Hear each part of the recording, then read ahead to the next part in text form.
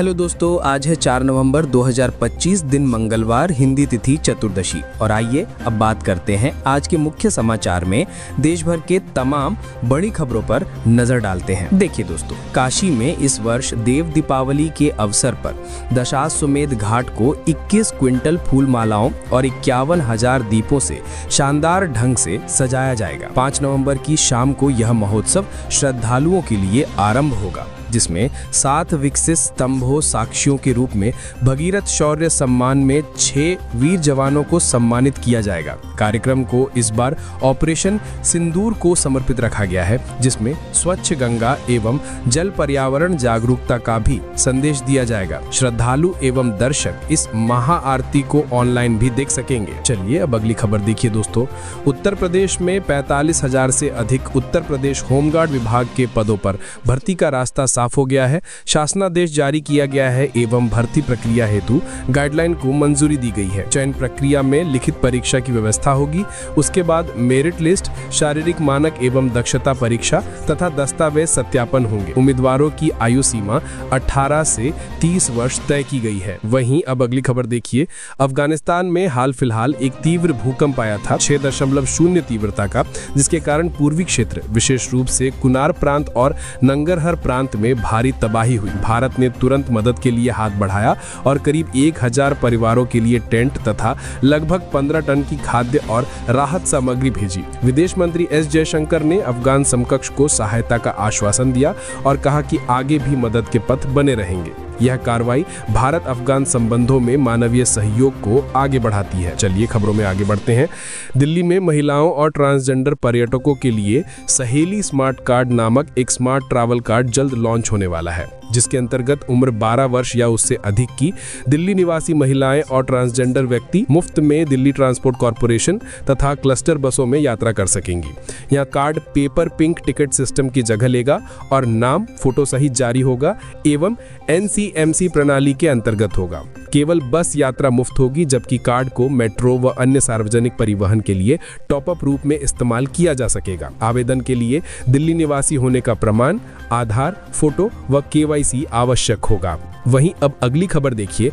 मुंबई अंतर्राष्ट्रीय हवाई अड्डा को 20 नवंबर को सुबह 11 बजे से शाम 5 बजे तक यानी लगभग 6 घंटे के लिए बंद रखा जाएगा। इस दौरान दोनों रनवे यानी मुख्य रनवे 9/27 और सहायक 14/3 रख रखाव के तहत बंद रहेंगे। हवाई अड्डा ने एयरलाइनों और अन्य हितधारकों को अग्रिम सूचना दी है ताकि उड़ानों और जनशक्ति नियोजन में समायोजन किया जा सके। इस अंतराल में उड़ान संचालन बाधित होगा और यात्रियों को संभावित असुविधा के लिए तैयार रहने कहा गया है। वहीं अब अगली खबर देखिए दोस्तों।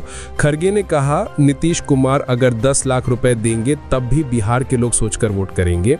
दरअसल बिहार की राजधानी पटना पहुंचे कांग्रेस के राष्ट्रीय अध्यक्ष मल्लिकार्जुन खड़गे ने कहा कि नीतीश कुमार ने महिलाओं के खाते में 10,000 रुपए डालकर सोचा कि उन्हें वोट मिल रहा है। तुम अगर 10 लाख रुपए भी डालोगे तब भी वे सोचकर वोट डालेंगे। महिलाओं को 10,000 रुपए देने का विचार अब इनके दिमाग में आया। 20 साल इनके दिमाग में नहीं आया। 11 साल में प्रधानमंत्री मोदी के दिमाग में नहीं आया। ये सब चुनावी घोषणाएं हैं। चलिए अब अपनी खबरों में आगे बढ़ते हैं। दिल्ली में वायु गुणवत्ता सूचकांक AQI 300 से ऊपर पहुंच गया है, जिससे शहर में प्रदूषण का स्तर वेरी पुअर श्रेणी में आ गया है। इसका प्रमुख कारण पराली जलाना, कमजोर हवाएं और शहरी उत्सर्जन बताया जा रहा है। दिल्ली सरकार ने नागरिकों से सतर्क रहने और आवश्यक सुरक्षा उपाय अपनाने की अपील की है। स्कूलों में बच्चों के लिए मास्क वितरण किए जा रहे हैं। डॉक्टरों ने सांस संबंधी मरीजों को अतिरिक्त सावधानी बरतने की सलाह दी है। अब अगली खबर देखिए।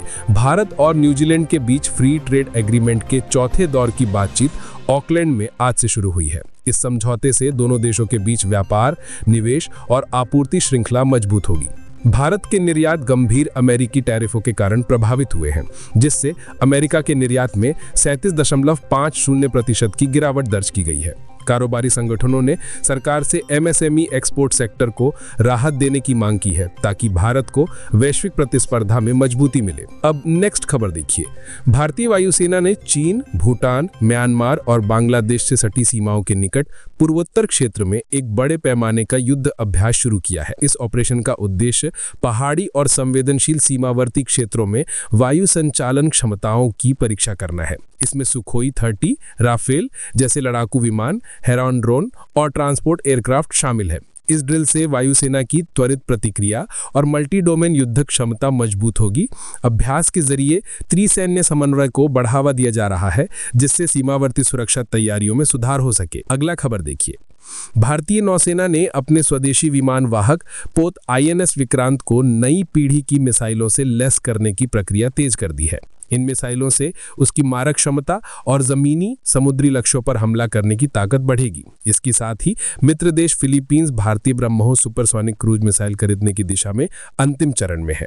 यह सौदा हिंद प्रशांत क्षेत्र में भारत की रक्षा साझेदारी को मजबूत करेगा और चीन के प्रभाव को संतुलित करने में मदद करेगा। INS विक्रांत के अपग्रेड और ब्रह्मोस निर्यात दोनों ही भारत की नौसैनिक आत्मनिर्भरता और वैश्विक प्रतिष्ठा बढ़ाने वाले कदम हैं। अब अगली खबर देखिए दोस्तों। छिंदवाड़ा मध्य प्रदेश में बच्चे अचानक गुर्दा विकार के शिकार बने। 22 बच्चों की मौत के पीछे कथित रूप से कोल्ड्रिफ्ट कफ सिरप नामक कफ सिरप है, जिसमें विषैला रसायन पाया गया। आरोपी डॉक्टर की पत्नी सहित अन्य आरोपी जल्द ही गिरफ्तार हुए। राज्य सरकार ने कंपनी का लाइसेंस रद्द कर दिया है और जांच चल रही है।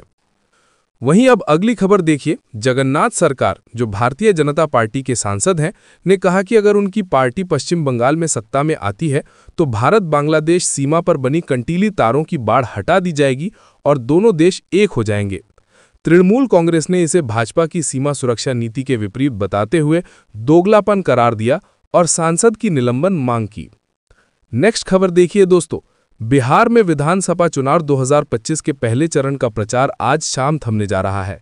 इस चरण में 121 सीटों पर मतदान होगा, जो 18 जिलों में फैला है। वोटिंग का दिन 6 नवंबर निर्धारित है। चुनाव की ये पहली लहर राजनीतिक दृष्टि से महत्वपूर्ण मानी जा रही है, क्योंकि इसमें प्रमुख हस्तियों और गठबंधनों की प्रतिद्वंदिता केंद्र में है। चलिए अब खबरों में आगे बढ़ते हैं। सुप्रीम कोर्ट ऑफ इंडिया आज स्पेशल इंटेंसिव रिवीजन यानी SIR को लेकर सुनवाई कर रही है, जिसमें लगभग 35 लाख मतदाताओं को अनट्रेसेबल पाया गया है।